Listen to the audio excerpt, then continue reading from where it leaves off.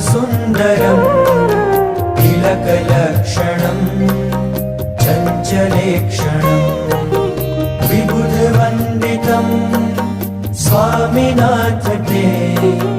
वपुरिहास्तु नो नित्यदर्शने मदनमोहनं प्रेमदोहनं नयनगोचरं भक्तसञ्चरं भुवि सुदुर्लभं स्वामिनाथ ते वपुरिहास्तु नो नित्यदर्शने निजजनैः सदा वाञ्छितं हृदा